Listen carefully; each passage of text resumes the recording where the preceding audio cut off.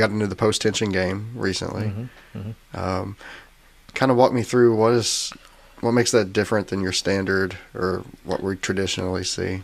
Yeah, so traditional slab on grade is just you set your rebar in there, and then you make sure that the rebar sizes and spacings are correct, and then you pour your concrete in there, and once it cures, it's good to go. The steel, so that's the thing about concrete, is that it's always a composite. And what I mean by that is it's always comprised of more than one material. Mm-hmm. You always have to have steel with it because concrete is very poor in tension, or essentially pulling force. And so that's where the steel comes in. Concrete is very good in compression. Not so much in compression, obviously. It's like a pushing force. If you take your hands and push them together, it's compression. So what happens is that steel can get really expensive. Mm-hmm. And so they utilize what's called the post-tensioning. So with the post-tension slab, they sleeve cables inside of the concrete.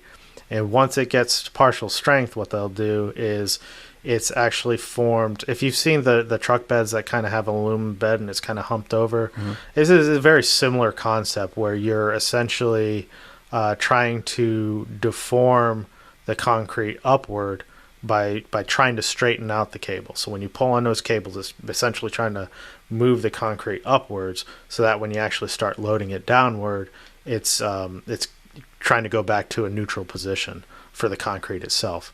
And so with like the aluminum truck beds, since they're humped up and you load them down, they'll actually flatten out, mm-hmm. to give it essentially more capacity, because now it has to go that much further before it actually bends down into a failure position, mm-hmm. A sagging position essentially. So with going with the post tensioning, you can get away with a lot less steel, which helps to reduce the cost for slab construction.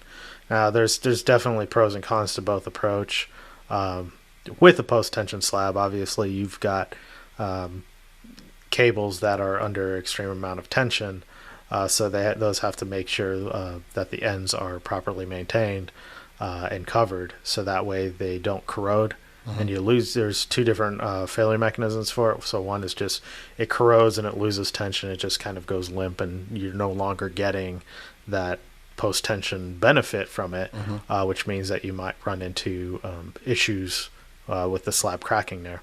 And then the other part is more of a catastrophic failure, which is the cable snaps, and that's definitely something you don't want to run into. Mm-hmm. But if the cables are tensioned correctly and they are maintained and covered correctly, then there's no noticeable difference in the performance of a regular slab on grade to a post-tension slab. Mm-hmm.